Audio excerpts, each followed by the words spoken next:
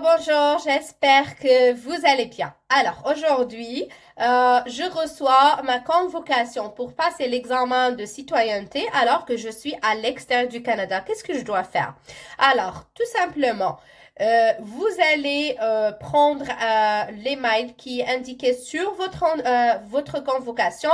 Vous allez écrire sur cette adresse, vous allez envoyer un message. Qu'est-ce que vous allez écrire dans ce message-là? La première chose à indiquer dans l'objet de l'email, il faut indiquer examen de citoyenneté extérieure du Canada. C'est très important.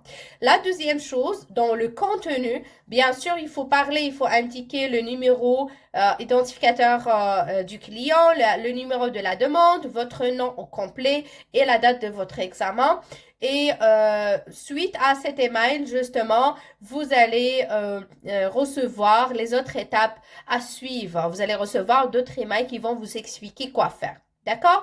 Ça d'un côté. De l'autre côté, les gens qui passent par un bureau d'immigration comme nous, comme le nôtre, et que c'est le bureau qui s'occupe justement de leur demande de citoyenneté. Alors sachez que quand vous passez par un consultant, normalement le consultant met son email à lui dans la demande de citoyenneté. Donc le moment venu de votre examen, vous devez bien sûr pour accéder à la séance d'examen, il vous demande de mettre un email. Il faut pas oublier de demander l'email que le consultant a utilisé dans votre demande. Ça sera l'email du consultant et n'est pas votre email à vous. Chose très importante. Parce qu'il y a des personnes qui laissent à la dernière minute, ils passent l'examen à la dernière journée de l'examen, puis ils essayent de se connecter, et puis après plusieurs tentatives, ça marche pas, ils se stressent, et par la suite, il n'y a rien qui marche. Donc, il faut savoir que toute personne qui passe par un consultant, durant la séance de l'examen, vous devez sûrement utiliser l'email de votre consultant. D'accord? Comme ça, pour éviter de stresser lors de l'examen. Troisième chose très importante, toujours concernant la citoyenneté canadienne.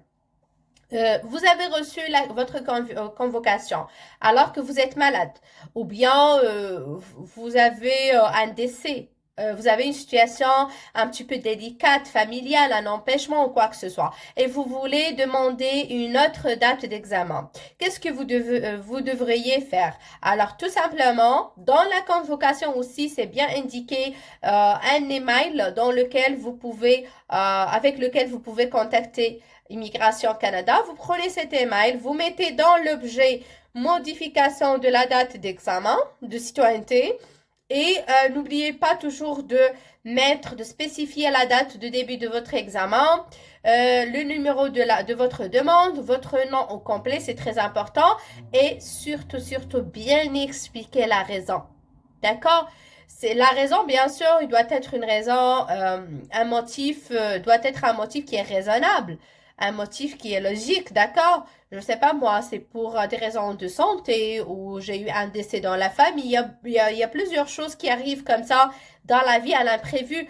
Donc, il faut bien expliquer, il faut bien penser quoi écrire exactement dans ce message. Et par la suite, vous envoyez tout ça à Immigration Canada. Habituellement, vous recevez juste après les étapes à suivre. Voilà, donc c'était avec vous, Madame Tissam Rarnoug, consultante réglementée en immigration canadienne de bureau de l'immigration BESMA de Montréal. Je vous souhaite bon courage pour toutes les personnes qui passent leur examen de citoyenneté. Et félicitations pour eux qui l'ont eu. Pourquoi pas. Merci, bye bye.